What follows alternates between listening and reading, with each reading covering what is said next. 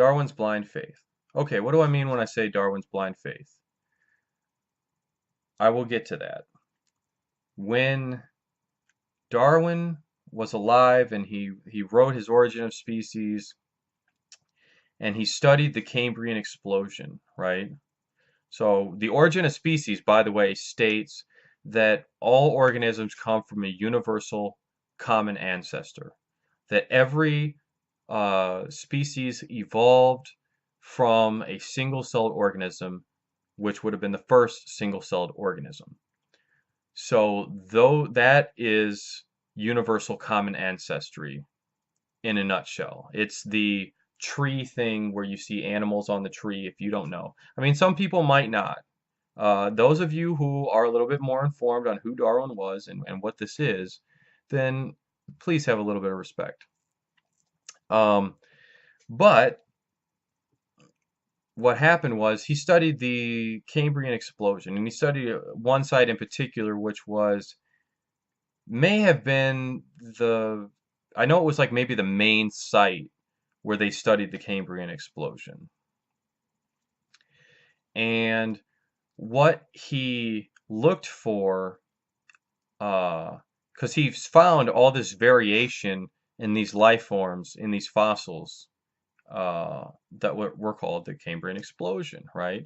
It's like this explosion of life. All of a sudden, we see these, we see all this diversity, and we see that these life forms are complex. They have parts. They have limbs and for specific functions. They're very complex. Um, those life forms, he believed, obviously came from the universal common ancestor. And so he decided that if they dug a little bit deeper, that they would find these ancestors that he was talking about. And so they dug deeper and they didn't find those ancestors. They didn't find an ancestor that went like this, kind of in a tree shape, if you will, and created two. It wasn't out of the one many, right?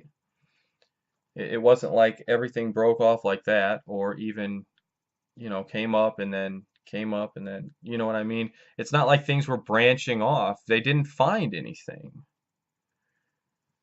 Um, and so what was left was the evidence that all of a sudden there's all this life and there's no explanation for how it got there.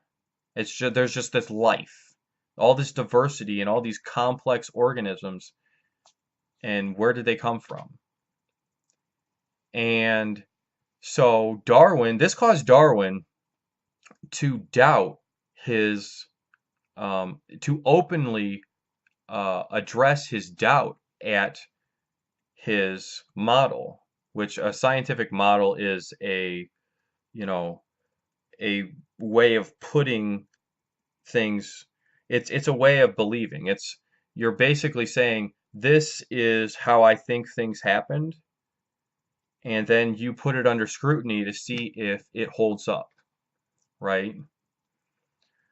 So it did not hold up to any kind of scrutiny whatsoever.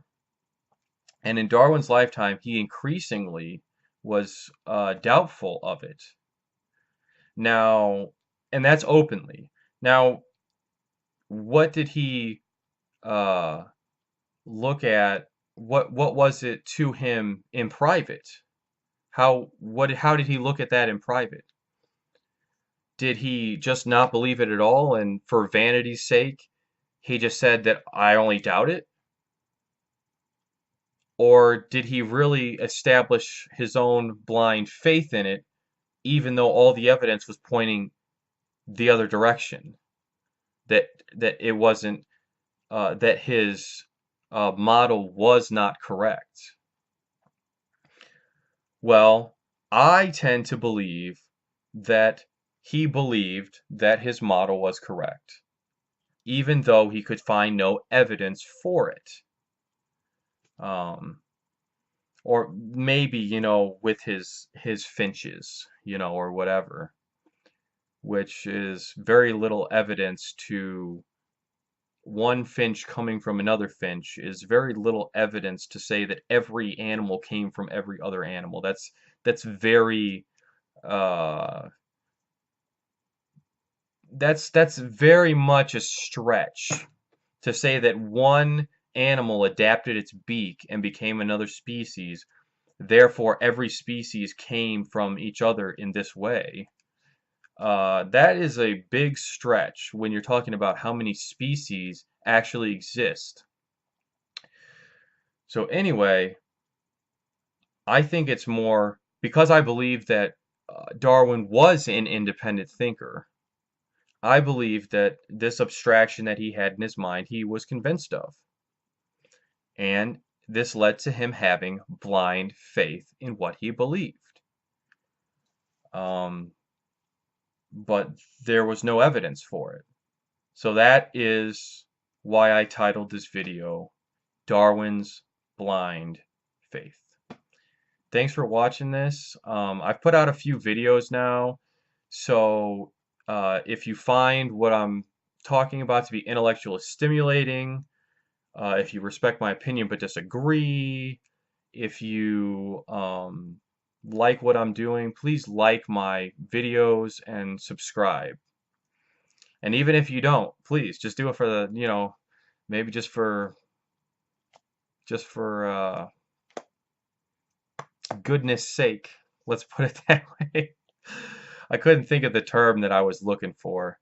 You know, uh, I sometimes have a little bit of social anxiety when it comes to this, and it takes me many takes because I don't know anything about editing yet, and so this process is going a little bit slow for me. But I appreciate those of you who have been on some of my other videos and have posted comments. A lot of you post really good comments, and you post really awesome things awesome ways of thinking that show that you're an independent thinker. And I just want to encourage everyone to be an independent thinker.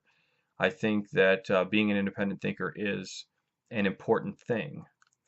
And even though sometimes I do believe that being an independent thinker leads you to faith in your own abstractions, I think that it's a helpful thing for society if each person is an independent thinker. I shouldn't believe or disbelieve in anything because just because X person that I like um, believes or disbelieves in that thing. I should believe in what I believe in because I believe that there's strong evidence. So just the evidence that somebody else believes in it, that by itself, that's not really evidence. Even the evidence that a lot of people believe in it, that's not really much evidence. Maybe the evidence that something has changed somebody's life and has changed lives of people over and over and over and over again, that's evidence that there's something there. Um, so thanks for watching. Please like and subscribe. And hey, have a great day, have a great night, have a great morning whenever you're watching this. You know, hey, peace, man, peace.